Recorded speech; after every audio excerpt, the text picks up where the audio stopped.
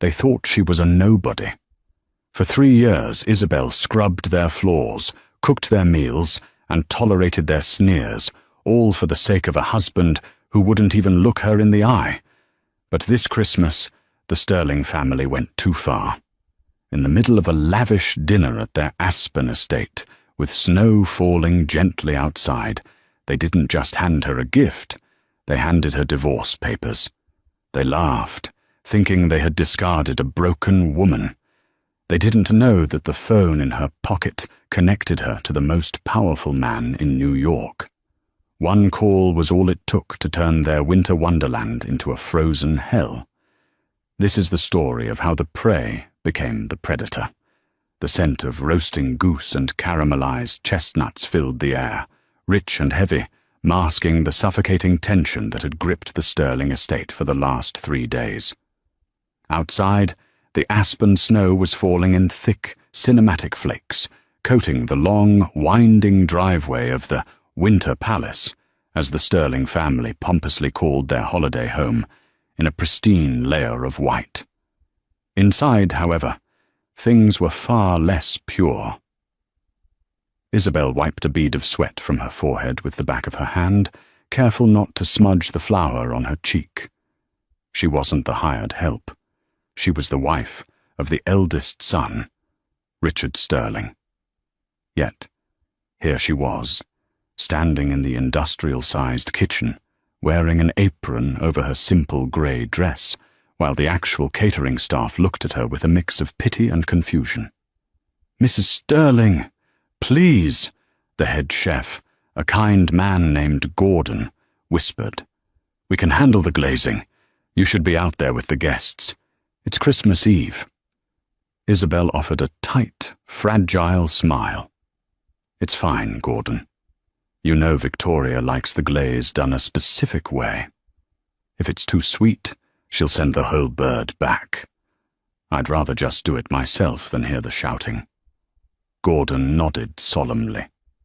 Everyone knew about Victoria Sterling's temper. She was the matriarch of the Sterling shipping dynasty, a woman who wore diamonds like armor and treated kindness like a weakness. To her, Isabel was nothing more than a stain on the family tapestry, a mistake Richard had made during a rebellious phase 3 years ago. Isabel had been a library archivist when they met, quiet and bookish. Victoria had never forgiven her for being common.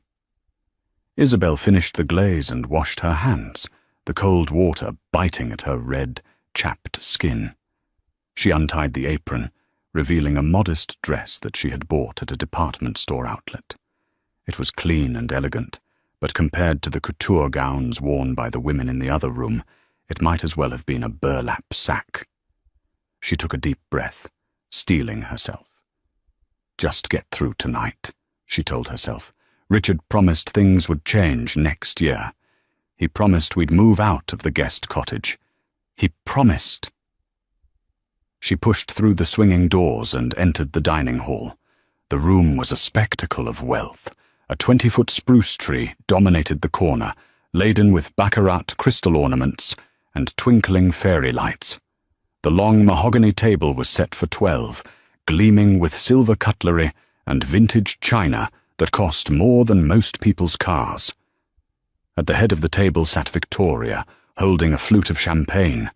She was laughing at something a guest had said, her head thrown back, exposing the long, cruel line of her throat.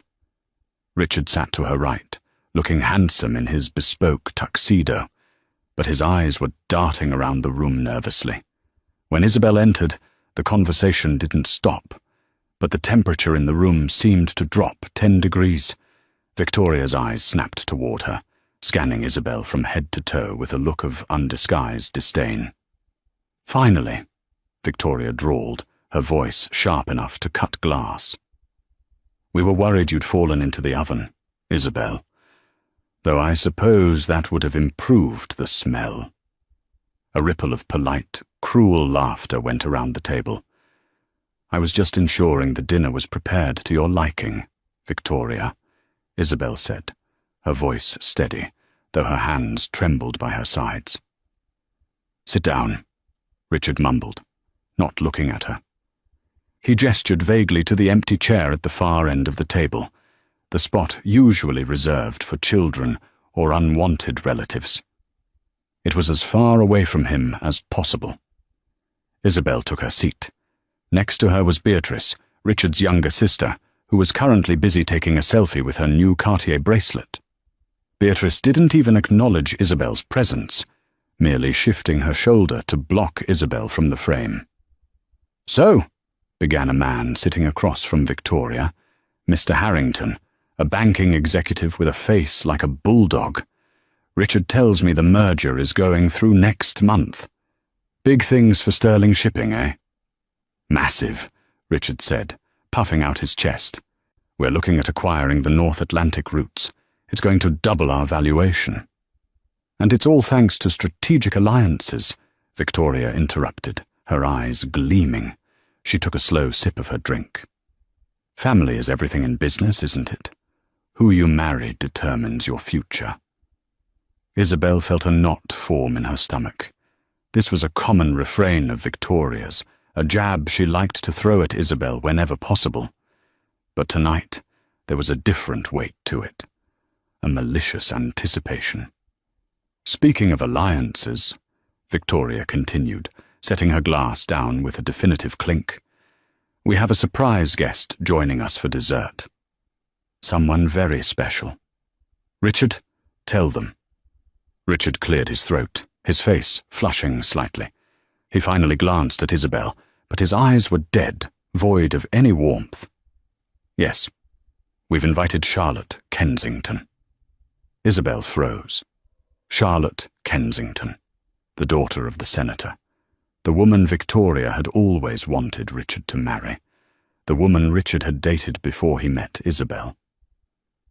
"She's in Aspen?" Isabel asked, her voice barely a whisper. "She's staying in the guest wing," Beatrice chirped up, smirking. "She arrived an hour ago. She's just freshening up. She brought the most gorgeous gifts for everyone." Isabel looked at Richard. "You invited your ex-girlfriend to stay with us? On Christmas Eve?" "It's business, Isabel," Richard snapped, his tone defensive. "Her father is crucial for the merger. Don't be childish." "Childish?" Isabel gripped the tablecloth. "I've been cooking for your family for 3 days. I've taken the verbal abuse, the cold shoulders, the isolation, and now you invite her here?" "Oh, stop the melodrama." Victoria waved a hand dismissively. "You're embarrassing yourself. Honestly, Isabel, you never did know how to behave in high society. You're too emotional, too fragile." The doors to the dining hall opened again, but it wasn't the servers with the food. It was a tall, blonde woman wearing a shimmering red gown that looked like it was woven from liquid rubies. Charlotte Kensington walked in like she owned the place. "Merry Christmas, everyone," she announced, her voice bubbling with confidence. Richard stood up immediately, something he hadn't done when Isabel entered. "Charlotte, you look stunning." Isabel felt the walls closing in. The humiliation was total. She was the wife, yet she was seated at the kids' spot while her husband fawned over another woman. But as she looked around the table, she realized something terrifying. None of them looked surprised. They were all smiling. This wasn't an unexpected drop-in. This was an ambush. The dinner service began, but for Isabel, the food tasted like ash. The conversation flowed around her like a river around a stone. Charlotte had taken the seat to Richard's left, a seat that had been mysteriously kept empty until now. She laughed at his jokes, touched his arm, and shared inside stories about their college days in Switzerland. Isabel sat in silence, dissecting the roasted goose she had spent hours preparing. Every bite was a reminder of her servitude. "Isabel," Charlotte said suddenly, her voice dripping with faux sweetness. "This goose is delicious. Did you make it?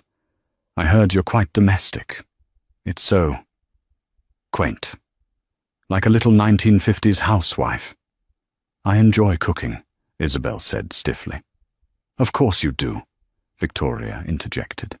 It's good to have hobbies, especially when one doesn't have a career or a lineage. Mr. Harrington chuckled. Now, Victoria, not everyone comes from old money. True, Victoria smiled, her eyes cold. Some people are just meant to be background characters, support staff. Isabel dropped her fork. It clattered loudly against the china, silencing the room. I'm not support staff, Victoria. I'm your son's wife. The silence that followed was heavy, pregnant with doom. Victoria slowly turned her head toward Isabel. The amusement was gone from her face, replaced by a look of sheer calculation. Are you? Victoria asked softly. Richard shifted in his seat. He took a large gulp of wine. Mother, maybe we should wait until after dessert. No, Victoria said firmly. We do this now, before the pudding. I won't have my Christmas ruined by pretense. She reached under the table and pulled out a thick manila envelope. She slid it across the mahogany surface. It spun slowly, coming to a stop right in front of Isabel's plate. Isabel stared at it. What is this? Open it, Richard said, his voice cracking. He refused to look at her. He was staring at the candle flame in front of him, a coward hiding in the light. Isabel's hands shook as she opened the envelope. She pulled out the document on top. The bold letters at the top of the page screamed at her. Petition for dissolution of marriage. The world seemed to tilt on its axis. The chatter of the fire, the clinking of glasses, the snow falling outside, it all faded into a buzzing white noise. Divorce papers? Isabel whispered. She looked up, her eyes wide with shock. Richard? What is this? It's over, Isabel, Richard said, finally looking at her.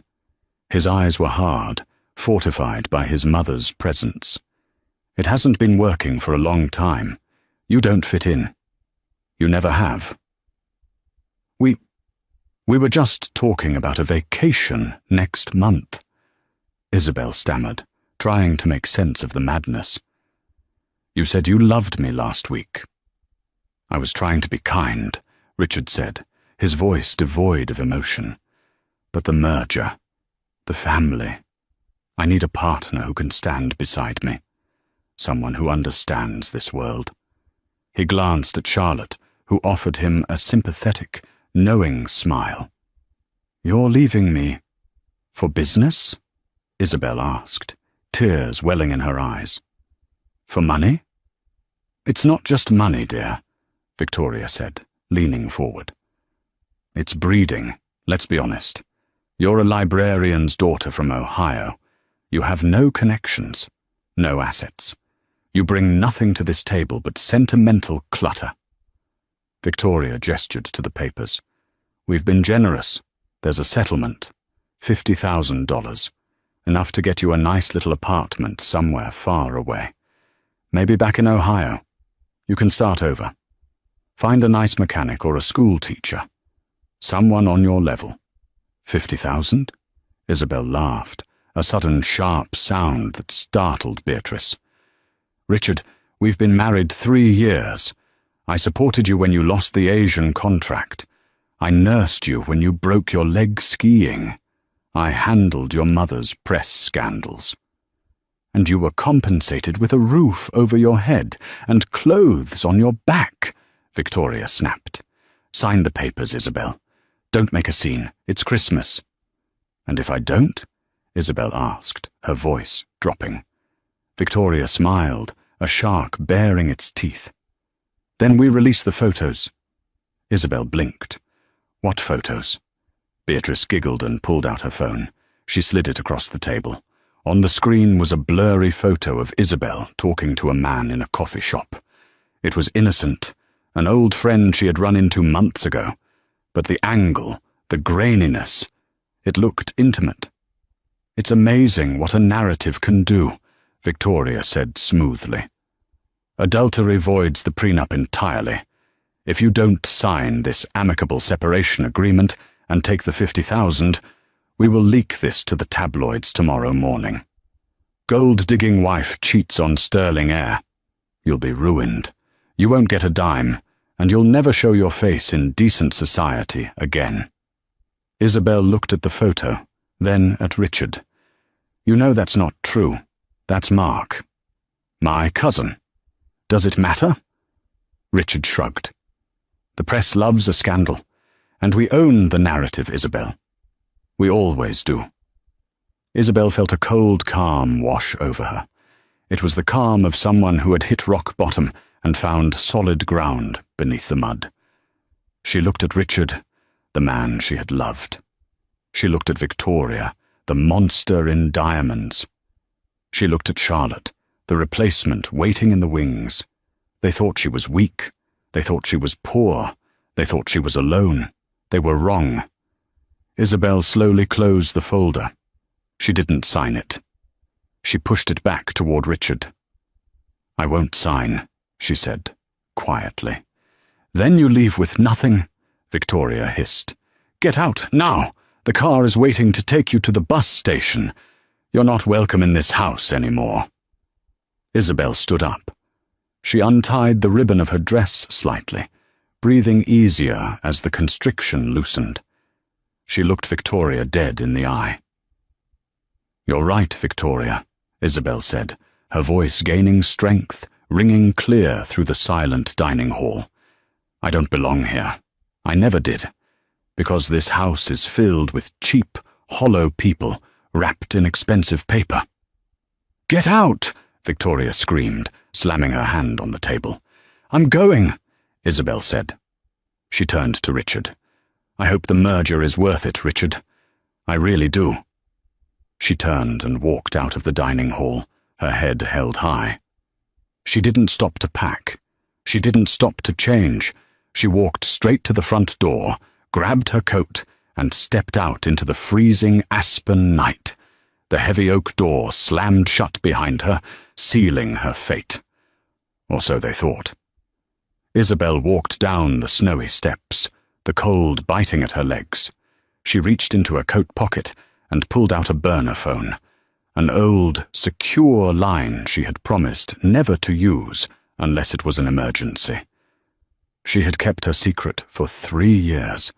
She had wanted to be loved for herself, not for her name. She had wanted a simple life. But the Sterlings didn't want simple. They wanted war.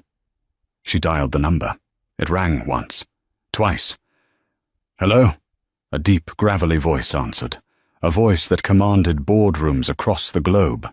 A voice that hadn't spoken to her since she ran away to find true love. Daddy? Isabel said, her voice trembling just a little. Isabel? The voice softened instantly, shifting from tycoon to father. Isabel, is that you? Where are you? It's Christmas. I'm in Aspen, she said, looking back at the glowing mansion where her husband was likely proposing to another woman. Daddy, you were right. You were right about everything. What did they do? The voice on the line turned dark, a low rumble of thunder. They tried to destroy me, Isabel said, a tear finally freezing on her cheek. They threw me out. They tried to buy me off with $50,000. There was a silence on the other end, a terrifying, heavy silence. 50,000, her father repeated, the insult palpable in his tone. They insulted a Kincaid with $50,000? I want them to pay, Daddy, Isabel whispered. I want them to lose everything. Done, Arthur Kincaid said. Stay where you are. I'm sending the helicopter. And Isabel? Yes? By the time you land in New York, the Sterling family won't even be able to afford a bus ticket. Inside the Winter Palace, the atmosphere had shifted from tense to triumphant. With Isabel gone, it was as if a stain had been scrubbed from the floor. The air felt lighter to the Sterlings, purified of the commoner stench. Dessert was served, a decadent, sticky toffee pudding with gold leaf shavings. Victoria raised her glass again. To new beginnings, she beamed, looking at Richard and Charlotte, and to the correct order of things. Richard, emboldened by the alcohol and the absence of his wife's judgmental gaze, turned to Charlotte. He reached into his tuxedo pocket and pulled out a velvet box. It wasn't the modest ring he had given Isabel 3 years ago. This was a rock, a 5-carat canary diamond that caught the candlelight and threw it back in dazzling shards. "Charlotte," Richard said, his voice smooth, "we wasted years apart. Let's not waste any more. Will you?" A sharp, discordant buzzing sound cut through the room.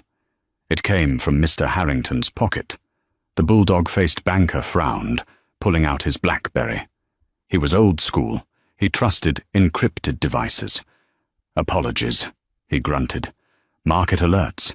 Even on Christmas Eve. Money never sleeps." He glanced at the screen. Then he froze. The color drained from his face so rapidly that he looked like he was about to vomit. "Harrington?" Victoria asked, annoyed. "We are in the middle of a moment here." I have to take this," Harrington stammered. He stood up, knocking his chair over. He didn't bother to pick it up. He rushed to the corner of the room, his voice a frantic whisper into the phone. "What do you mean, pulled?" "All of it. That's impossible. That's $1 billion credit line." Richard lowered the ring box, confused. "What's going on?" Before he could answer, Beatrice's phone lit up on the table. Then Charlotte's. Then Richard's. It was a domino effect of digital panic. "What is this?" Beatrice whined, staring at her screen. "My Amex just got declined. I was trying to buy the flights to St. Bart's for New Year's, and it says, account frozen, suspected fraud." "Mine too," Charlotte said, frowning at an email. "Daddy just texted me. He says he's leaving." "Leaving?" Richard asked. "He's in the guest house." "No," Charlotte said, her voice trembling. "He's leaving the state. He says something toxic just touched the Sterling name, and he can't be near it. Richard, what did you do?" "I didn't do anything." Richard stood up. "Mother, what is happening?" Victoria was frantically tapping on her iPad. She pulled up the Bloomberg Terminal app. Her eyes widened in horror. "The stock," she whispered. "Sterling shipping. It's crashing in the Asian markets. It's down 40% in 10 minutes. 40%? Richard screamed. "That's a hostile takeover." "It's not a takeover," Harrington said, walking back to the table. He looked different now. The friendliness was gone. He looked at the Sterlings like they were radioactive. "It's an execution. Explain yourself, Harrington," Victoria commanded, trying to maintain her authority. "I just got off the phone with the risk management team at J.P. Morgan," Harrington said, his voice shaking. "And the syndicate desk at Goldman. Everyone just received the same call at the exact same time." "From who?" Richard demanded. "From Kincaid Industries," Harrington said. The room went silent. Even the fire seemed to stop crackling. Kincaid Industries wasn't just a company. It was an empire. Arthur Kincaid was a myth, a man who owned half of Manhattan, vast shipping lanes in the Pacific, and enough sovereign debt to bankrupt small countries. He was the shark that other sharks swam away from. "Kincaid?" Victoria scoffed, though her hand trembled on her wine glass. "We don't do business with Kincaid. We operate in different lanes. Why would Arthur Kincaid care about us?" "I don't know," Harrington said, grabbing his coat. "But he just flagged all Sterling assets as high risk. He pulled his guarantor backing from the North Atlantic merger." "He wasn't backing it," Richard argued. "The holding company behind the bank that was backing you is owned by Kincaid," Harrington shouted. "He owns everything, Richard, and he just called in every favor, every debt, and every marker he has. He explicitly told the street that anyone doing business with the Sterling family is an enemy of the Kincaid estate. Harrington looked at Charlotte. If I were you, Miss Kensington, I'd run. Your father knows what's coming. That's why he fled. Wait! Victoria shrieked as Harrington headed for the door. You can't leave. We have a contract. Sue me, Harrington spat. I'd rather be sued by you than hunted by Arthur Kincaid. He slammed the door. Beatrice started crying. Mum, the internet is down. The Wi-Fi just cut out. It's not just the Wi-Fi, Mum. The butler, a man named Jenkins, entered the room, looking pale. The power company. They've cut the line. They said there was an administrative error with the bill payment. On Christmas Eve? Victoria gasped. Suddenly the lights died. The massive crystal chandelier went dark. The fairy lights on the tree extinguished.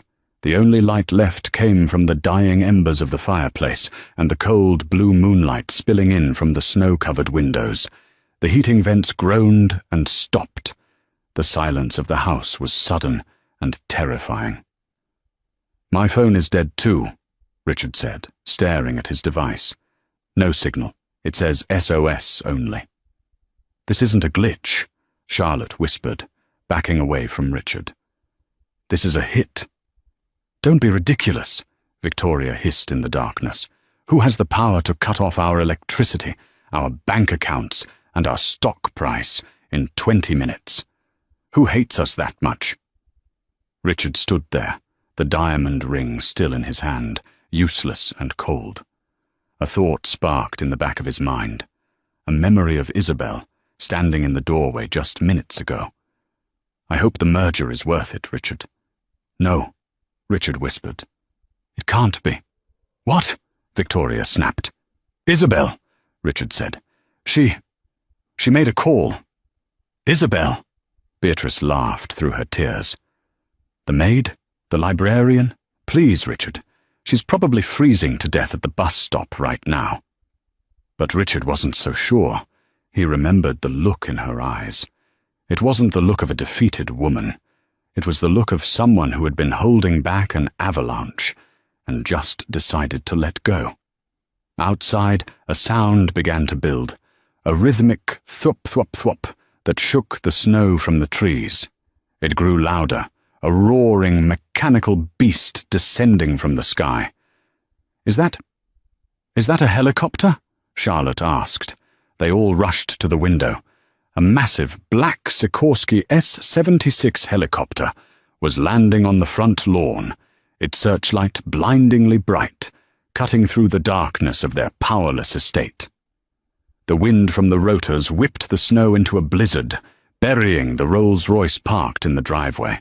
On the side of the helicopter, emblazoned in gold letters that shimmered even in the night, was a single logo, a stylized K, Kincaid.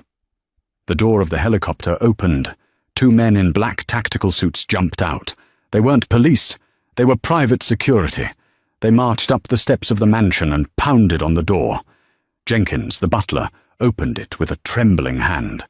One of the men stepped into the foyer, ignoring the stunned Sterling family huddled in the dark. He held out a sleek, black envelope. "Delivery for Richard Sterling," the man said. His voice was like a machine. Richard stepped forward, his legs feeling like jelly. I am Richard Sterling." The man shoved the envelope into Richard's chest. "You have been summoned 9 a.m. tomorrow. Kincaid Tower, Manhattan. If you are not there, the liquidation of your company becomes permanent." Who sent this?" Victoria asked, her voice barely a squeak. The man looked at her, his expression unreadable behind dark glasses. "Ms. Isabel Kincaid." The man turned and walked out. The helicopter roared, lifting off into the night, leaving the Sterling family standing in the cold, dark silence of their ruined Christmas. The private jet flight from Aspen to Teterboro was smooth, quiet, and filled with the kind of luxury Isabel had deliberately avoided for years. She sat in a leather recliner, sipping a cup of hot tea that a flight attendant had brought her, without her even asking. Across from her sat Arthur Kincaid. He was 65, with silver hair and eyes that looked like chipped flint. He wore a cashmere sweater and reading glasses, looking every bit the kindly grandfather, until you remembered he had just dismantled a 100-year-old shipping dynasty in the time it took to eat a mince pie. "You look thin, Izzy," he said gently. "I've been busy," Isabel said, looking out the window at the lights of Chicago passing below. "Trying to be a good wife." Arthur snorted. "To a sterling. I told you 3 years ago. New money acts like old money, but old money acts like gangsters. The sterlings are neither. They're just climbers, and climbers step on people." "I wanted to believe he loved me for me, Dad," Isabel said softly. "I didn't want the Kincaid baggage. I didn't want men looking at me and seeing a dollar sign." "So you became Isabel the archivist?" Arthur nodded. "A noble experiment. And what did you learn?" Isabel turned to him. Her eyes were dry now. The sadness had hardened into something brittle and sharp. "I learned that without power, kindness is just begging." Arthur smiled. It was a terrifying smile. "That's my girl. Now about tomorrow. I've arranged a meeting. The lawyers have already drafted the acquisition papers. We're buying sterling shipping for pennies on the dollar." "No," Isabel said. Arthur paused. "No. I don't want to buy them out, Dad," Isabel said. "That's business. This is personal. If we buy them out, they walk away with millions. Maybe not what they wanted, but enough to live comfortably. Enough to go to St. Bart's and laugh about their close call." "What do you want, then?" "I want them to keep the company," Isabel said. "But I want to own them." Arthur took off his glasses. He leaned forward, intrigued. "Go on." The next morning, 8:55 a.m., Manhattan. The Sterling family looked like wrecks. They hadn't slept. They had scrambled to find a commercial flight out of Denver, after their private jet pilot informed them his contract was suspended. They were wearing the same clothes from the night before, wrinkled tuxedos and stained gowns, hidden under heavy coats. They stood in the lobby of Kincaid Tower, a glass monolith that pierced the sky in Midtown. The security guards didn't check their IDs, they just pointed to the private elevator. Victoria tried to fix her hair in the reflection of the elevator doors. "Listen to me," she hissed to Richard and Beatrice. "This is a misunderstanding. Arthur Kincaid probably didn't know Isabel was our domestic issue.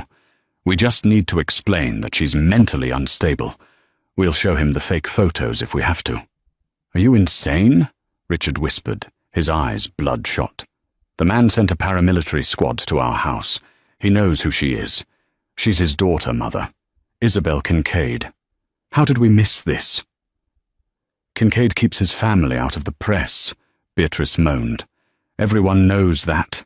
His daughter was supposed to be studying art in Florence or something. No one knew she was in Ohio." The elevator dinged. The doors opened directly into a penthouse office that occupied the entire top floor. The view of Central Park was breathtaking, but the room was freezing cold. Sitting behind a desk made of reclaimed black wood was Arthur Kincaid. He was reading a newspaper. He didn't look up. Standing by the window, looking out at the city, was a woman. She wore a white power suit that was tailored to within an inch of its life. Her hair was sleek, pulled back in a sharp chignon. She wore heels that clicked ominously on the marble floor. She turned around. It was Isabel. But it wasn't the Isabel who wiped flour off her cheeks. This woman radiated a terrifying elegance. "Please, sit," Isabel said. Her voice was calm, authoritative. She didn't offer them a drink. The Sterlings shuffled to the chairs. Victoria tried to muster some dignity. "Isabel," Victoria started, putting on a brave smile. Or should I say, Ms. Kincaid, this is all quite a dramatic turn of events. I'm sure we can— Quiet, Arthur said. He didn't shout. He just spoke the word, and it landed like a hammer. He finally looked up. You are here because my daughter has requested it. If it were up to me, you would currently be under investigation by the SEC for insider trading and fraud. I have the files ready to send. Richard paled. Fraud? Inflating asset values for the North Atlantic merger, Arthur said, tapping a folder. It's sloppy, Richard. Amateur. But, Isabel stepped forward, walking slowly toward the table where they sat. I asked my father to hold off on the federal charges. For now. Thank you, Richard exhaled, looking at her with a glimmer of hope. Isabel, I knew you still cared. Look, we can work this out. The divorce. We can tear up those papers. I had no idea about your family. If you had known, you would have loved me, Isabel asked. Is that it, Richard? You would have been the perfect husband if you knew I was worth $10 billion? Richard stammered, caught in his own greed. That's what I thought, Isabel said. She tossed a new document onto the desk. Here is the new deal. Victoria reached for it. What is this? It's not a divorce settlement, Isabel said. It's an employment contract. Employment? Beatrice asked. Kincaid Industries is acquiring a controlling stake in Sterling Shipping, effective immediately, Isabel explained. We are absorbing your debt. Your company survives. The Sterling name survives. Oh, thank God, Victoria slumped back. I knew reasonable minds would prevail. However, Isabel continued, her eyes hardening. The board of directors is being dissolved. There will be a new CEO appointed to oversee the restructuring. Who? Richard asked. Me, Isabel said. Richard blinked. You? But you're my wife. Not for long. The divorce will proceed, Isabel said. But as part of the restructuring deal to save your family from prison and bankruptcy, you three are going to work for me. Work? For you? Victoria looked like she had swallowed a lemon. Doing what? Consulting. Isabel smiled. It was the smile the wolf gives the sheep. No, Victoria. Not consulting. Isabel pointed to the corner of the office, where a small kitchenette was set up. My coffee is cold, Isabel said. And Richard? The floors in the lobby were looking a little scuffed when I walked in. I think there's a mop in the janitor's closet. You can't be serious. Richard stood up, his face red. You want us to be servants? I want you to understand, Isabel said, her voice dropping to a whisper that carried across the room. I want you to understand exactly how it feels to be small, to be overlooked, to be support staff. She checked her diamond-encrusted watch. You have 5 minutes to decide. Sign the contract and put on the uniforms, or my father calls the SEC and you all go to federal prison for 20 years. She looked at Victoria. Make me a coffee, Victoria. 2 sugars. And don't stir it too much. I hate the noise. It had been 3 weeks since the Christmas massacre, as the Wall Street Journal had quietly dubbed the acquisition of Sterling Shipping. The world moved on, but for the Sterling family, time had frozen into a repetitive loop of indignity. Richard Sterling, once the heir apparent to a billion-dollar fortune, was currently on his knees in the executive copy room on the 40th floor. The toner cartridge in the industrial printer had exploded. Blue dust coated his hands, his face, and the cheap polyester shirt he was now required to wear. Sterling, a voice barked from the hallway. It was Greg, the new operations manager. Greg used to work in the mailroom before Isabel promoted him. He enjoyed his new authority immensely. The Q4 reports for the Tokyo meeting are due in 10 minutes. Why is the printer jammed? It's the fuser, Richard stammered, wiping sweat from his forehead, leaving a blue smear across his brow. I'm trying to fix it. Try harder, Greg sneered, or I'm docking your pay. Again, you're already close to minimum wage, Richard. Do you want to be eating ramen for the rest of the month? Richard gritted his teeth. He wanted to scream. He wanted to throw the toner cartridge through the window, but he remembered the ankle monitor the federal agents had placed on him, a precautionary measure, while the SEC investigation was paused, pending his cooperation with the new management. He was trapped. Meanwhile, in the reception area, Victoria Sterling was learning that her lifelong skills of sipping tea and judging people were entirely useless in the real world. The phone at the front desk was ringing off the hook. "Sterling Shipping, please hold," Victoria said, her voice strained. She pressed a button. "Sterling Shipping, please hold." "Victoria." A sharp voice cut through the chaos. Victoria froze. She looked up to see Mrs. van der Hoeven standing at the desk. Mrs. van der Hoeven was the head of the Manhattan Charity League, a woman Victoria had lunched with every Tuesday for 20 years, a woman Victoria had once called tacky behind her back. Mrs. van der Hoeven wasn't looking at Victoria with recognition. She was looking at her with impatience. "I have a meeting with Ms. Kincaid," Mrs. van der Hoeven said, checking her Patek Philippe watch. "I'm not accustomed to waiting. And good heavens, are you the receptionist?" Victoria felt her face burn with a heat that rivaled the sun. She adjusted her headset, trying to hide behind the computer monitor. I'm assisting with transition logistics, Margaret."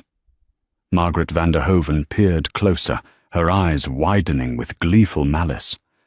"Oh my, it is you. I heard the rumors, but I didn't believe it.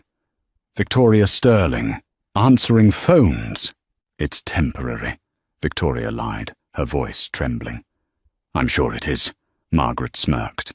"Well, be a dare and tell Ms. Kincaid I'm here, and fetch me a sparkling water. No ice." Victoria stood up, her legs shaking. She had to walk past her old friend, go to the mini-fridge, get the water, and serve it. As she placed the bottle on the coaster, Margaret leaned in. "You missed the New Year's gala, Victoria," she whispered. "Everyone was talking about you. They say you lost the Aspen house. Is it true you're living in a rental?" "It's a 2-bedroom apartment in Queens," Victoria spat, unable to hold it in. "And it smells like boiled cabbage." Margaret laughed, a cruel, tinkling sound. "How quaint. Well, chop chop, Victoria. Ms. Kincaid is waiting." Inside the executive office, the atmosphere was entirely different. It was a war room of efficiency. Isabel sat at the head of the conference table. The walls were covered in digital displays showing shipping routes, fuel prices, and stock trends. She looked exhausted, but it was a good exhaustion, the kind born of purpose. "The Asian routes are stabilized," she said, pointing to a map. "By cutting the luxury overheads the Sterlings wasted money on, like the private jet leases and the corporate yacht, we've freed up capital to upgrade the actual fleet. Efficiency is up 15%. Arthur Kincaid sat in the corner, nursing a scotch, watching his daughter with pride. "You have a knack for this, Izzy. You cut the fat, but you kept the muscle." "I learned from watching the staff," Isabel said, not looking up from her tablet. "When you're invisible, you see everything. I saw where Richard wasted money. I saw which managers were actually working and which ones were just drinking coffee." The door opened. Beatrice walked in, carrying a tray of sandwiches. She was wearing a uniform that looked suspiciously like a maid's outfit, though Isabel had technically just mandated standard service staff attire. Beatrice looked like she had been crying. Again. "Lunch, Miss Kincaid," Beatrice mumbled, placing the tray down. Thank you, Beatrice, Isabel said, not making eye contact. Did you remember to remove the crusts? You know I dislike crusts. It's a texture thing. It was a petty demand, a direct mirror of the time Beatrice had made Isabel remake a salad 3 times because the lettuce wasn't crisp enough. Yes, Miss Kincaid, Beatrice whispered. Oh, and Beatrice, Isabel added, my dry cleaning is ready downstairs. Pick it up on your break and take the subway. Taxis are not a reimbursable expense for junior staff. Beatrice nodded and fled the room. Arthur chuckled. Enjoying yourself? Not really, Isabel sighed, leaning back. It's exhausting teaching them how to be human beings, but the company is safe. That's what matters. We've saved 3,000 jobs that Richard would have destroyed with his negligence. You've done more than that, Arthur said. You've made enemies. Dangerous ones. A cornered rat will bite, Isabel. Never forget that. Isabel looked at the closed door. They have no teeth left, Dad. I pulled them all out. She was wrong. That evening, in the cramped, dimly lit living room of their Queen's apartment, the Sterling family held a council of war. The wallpaper was peeling, and the radiator clanked incessantly, a mocking soundtrack to their downfall. They were eating take-out pizza, the cheapest they could find. I can't do it anymore, Beatrice sobbed, looking at her broken fingernails. She made me clean the bathroom in the lobby today. The public one. Someone had missed. Shut up, Beatrice, Richard snapped. He was pacing the small room, nursing a cheap beer. We need a plan. We can't live like this. We signed the contracts, Victoria said from the worn-out armchair. She looked 10 years older. Her hair was undyed, revealing grey roots. If we quit, the immunity deal is void. Arthur Kincaid will have us arrested within the hour. There has to be a way out, Richard said. A loophole. Something. A knock on the door startled them. They froze.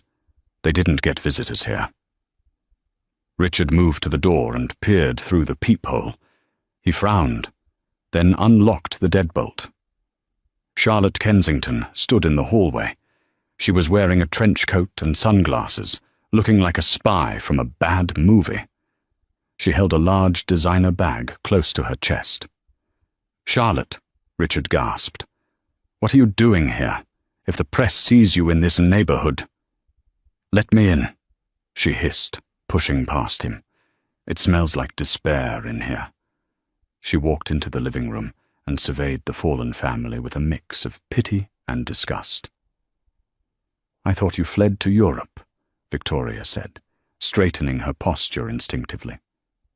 I did, Charlotte said, placing her bag on the stained coffee table. Paris. But I got bored. And frankly, I'm angry. Isabel Kincaid humiliated me. She humiliated us all. Do you know what they're calling me in the tabloids? The runner-up. I am not a runner-up. What do you want, Charlotte? Richard asked. We have nothing left to give you. No ring. No merger. I don't want your money, Richard. I have plenty of my own, Charlotte said. She unzipped her bag and pulled out a thick stack of documents. I want revenge, and I brought ammunition. What is that? Victoria asked, leaning forward. My father hates Arthur Kincaid, Charlotte explained. They've been rivals since the 80s. When I told Daddy what happened, he dug into his private archives. Deep storage, stuff that isn't digital. She slapped the folder onto the pizza box. Kincaid Industries isn't as clean as they pretend. 20 years ago, Arthur Kincaid acquired a mining company in Peru. There were environmental issues. A village got sick. Kincaid buried the reports, paid off the local government. It's massive. If this gets out, Kincaid stock tanks. The SEC will be so busy tearing Arthur apart, they'll forget all about your little accounting errors. Richard picked up the papers. His eyes scanned the pages. This This is authentic? Signed affidavits? Originals. Charlotte smiled dangerously. But there's a catch. We can't just leak it to the press. Kincaid owns the press. He'll kill the story before it prints. So what do we do? Beatrice asked.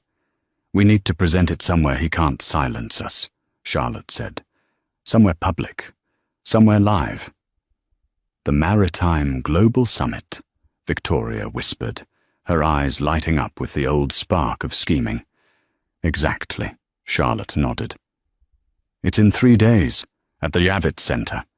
Every major shipping CEO, news outlet, and government regulator will be there. Isabel is scheduled to give the keynote speech on ethical leadership. The irony, Richard muttered. We get into that summit, Charlotte plotted. We hack the teleprompter. We upload these documents to the main presentation screen right in the middle of her speech. We expose Kincaid as a monster in front of the entire world. The stock crashes, the board panics, and in the chaos, we make a move to retake the company. Victoria finished the thought. We claim we were coerced by a criminal enterprise. We position ourselves as the whistleblowers. It's risky, Richard said, his hands shaking. If Kincaid catches us. If we do nothing, you die in this apartment, Richard, Charlotte said coldly. Do you want to be a copy boy forever? Or do you want to be a king again? Richard looked around the dingy room. He looked at his mother's grey roots. He looked at the blue toner stain still on his hand. I'm in, Richard said. Good, Charlotte grinned. But we need an insider. Someone who has access to the AV room at the Javits Center. Someone who can bypass Kincaid's security detail. Victoria smiled. It was a terrifying, jagged smile. I know just the person, she said. The head of security at the Javits Center is an old friend of ours. Or rather, he owes me a favor. I covered up a gambling debt for his son 5 years ago. He hates Kincaid, too. Then it's settled, Charlotte said. Operation Ice Queen is a go. In 3 days, Isabel Kincaid falls. 2 days later. Isabel stood in her office, looking out at the skyline. She felt a strange unease. The Sterlings had been too quiet. Beatrice hadn't cried in 2 days. Richard had actually fixed the printer without complaint. Victoria had stopped accidentally disconnecting calls. Compliance was suspicious. Penny for your thoughts? Arthur asked, walking in. They're up to something, Isabel said. They're broken, Izzy, Arthur dismissed. You broke them. No, Isabel shook her head. I took their toys away. I didn't break their nature. A snake is still a snake, even if you put it in a cage. Her phone buzzed. It was an unknown number. Hello? Mrs. Sterling. Ms. Kincaid. A hushed voice on the other end. Who is this? It's Jenkins, the butler, from the Aspen house. Isabel paused. Jenkins had been kind to her. He used to sneak her chocolate when Victoria was on a rampage. Jenkins, are you okay? I'm fine, Mom. I found a new position in Connecticut. But I heard something. I still have friends in the Sterling circle. Drivers, maids. What did you hear, Jenkins? Miss Kensington is back in town, Jenkins whispered, and she was seen entering the Queen's apartment, late at night. And today Richard Sterling was seen meeting with a man named O'Malley at a diner in Hell's Kitchen. O'Malley is the security chief for the Maritime Summit. Isabel's grip tightened on the phone. The summit. They're going to hit the keynote. I don't know the details, Mom, but please, be careful. They are desperate people. Thank you, Jenkins. I won't forget this. Isabel hung up. She turned to Arthur. Her face was stone cold. They're going to try to sabotage the summit, she said. Arthur's face darkened. I'll have security pick them up now. No, Isabel said, raising a hand. If we stop them now, They'll just try again later. They'll play the victim. They'll say we silenced them. So what do? We let them try, Isabel said. We let them walk right into the trap. They want to make a scene in front of the whole world. Fine. I'll give them a show they'll never forget. She walked to her desk and opened her laptop. Dad, get me the file on Charlotte Kensington's father, the real file, the one about the offshore accounts in the Cayman Islands. Arthur smiled. And the Sterlings? I have something special for them, Isabel said. They think they have dirt on us? They have no idea what dirty laundry really looks like. The stage was set. The Maritime Global Summit would not just be a speech. It would be an execution. The Javits Center hummed with the energy of 3,000 delegates. The Maritime Global Summit was the biggest event of the year, and Isabel Kincaid stood at the podium, a vision in emerald green. High above in the darkened AV booth, Richard Sterling wiped sweat from his palms. Now, Richard hissed into his headset. Beside him, O'Malley, the bribed technician, hit enter. In the front row, Victoria and Charlotte smirked, waiting for the forged Peru report to blast onto the massive IMAX screens behind Isabel and destroy her career. The screens flickered, but the report didn't appear. Instead, a bank statement materialized, magnified 40 feet high.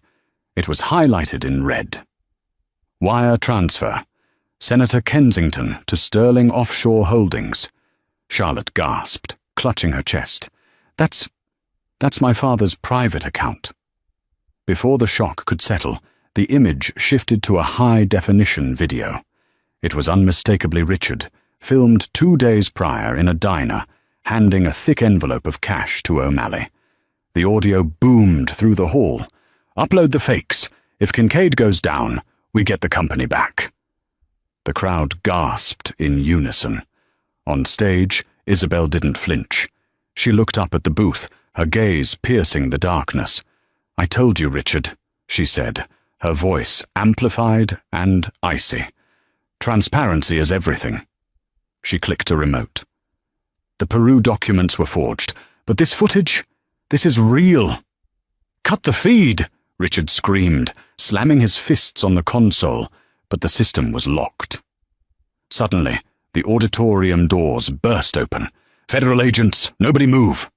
Victoria tried to scramble over the VIP seats, screaming about her rights, but was handcuffed instantly. Charlotte sat frozen as agents surrounded her. High above, the Jumbotron showed Richard being tackled to the floor of the booth, his face pressed against the carpet. As the sobbing Sterlings were dragged out in disgraced silence, Isabel smoothed her lapel and turned back to the stunned audience. Now, she said calmly, shall we discuss the future? The applause was deafening. Exactly 1 year later, snow fell on Aspen, coating the long driveway in pristine white. But the Winter Palace was gone. In its place stood a sign carved from warm oak, the Kincaid Foundation for Children. Isabel stood on the balcony, where she had once been forbidden to stand. Below, the sound of laughter drifted up. The ballroom, once a place of silent judgment and cold dinners, was now filled with 50 foster children opening presents. Arthur Kincaid stepped out to join her, handing her a mug of hot cocoa. The lawyers called, he said softly. The auction of the Sterling fleet is complete. We bought the remaining assets this morning. Isabel nodded, watching the snow fall. And them?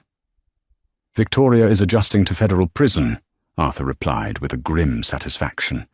She's working in the laundry unit. Apparently, she has quite a few complaints about the thread count. Isabel allowed herself a small smile. And Richard? Minimum security. He spent his time writing letters, apologies, begging for a job. Arthur looked at his daughter. Do you want to read them?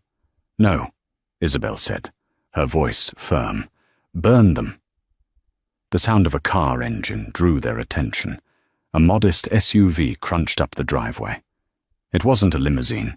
It was Lucas, a pediatrician Isabel had met 3 months ago. He didn't know about the merger or the billions. He only knew that Isabel had the kindest eyes he'd ever seen. He waved, holding up a bottle of wine, a $10 blend, not a vintage reserve. "He's late," Arthur noted, hiding a smile. "He's perfect," Isabel corrected. She turned away from the cold view of the mountains. She had walked down those steps a year ago as a discarded servant, broken and alone. Today, she stood at the top as the owner of the world. She had taken their insults, their divorce papers, and their cruelty, and she had forged them into armor. "Coming, Dad?" Isabel asked, opening the door to the warmth inside. "Right behind you, boss," Arthur grinned. Isabel stepped inside, closing the door on the winter chill. The Sterlings were a memory, fading like footprints in fresh snow. But Isabel Kincaid? She was just getting started. The downfall of the Sterling family wasn't just a business transaction, it was a reckoning. They believed that wealth gave them the right to treat people like disposable objects. They mistook Isabel's silence for weakness and her kindness for stupidity. But as the old saying goes, the axe forgets, but the tree remembers. Isabel remembered everything. In the end, it wasn't her father's money that destroyed them. It was their own arrogance. They built a house of cards on a foundation of lies, and all it took was one gentle push from the woman they underestimated to bring it all crashing down. Justice, like winter, is inevitable. Wow, talk about a karma hit. What did you think of Isabel's revenge? Did the Sterlings get what they deserved, or was it too harsh? Let me know in the comments below. I read every single one. If you enjoyed this story of justice served cold, please smash that like button. It really helps the channel. And don't forget to subscribe and hit the bell icon so you never miss a new story. Share this video with a friend who needs a reminder that you should never judge a book by its cover. Thanks for watching, and see you in the next video.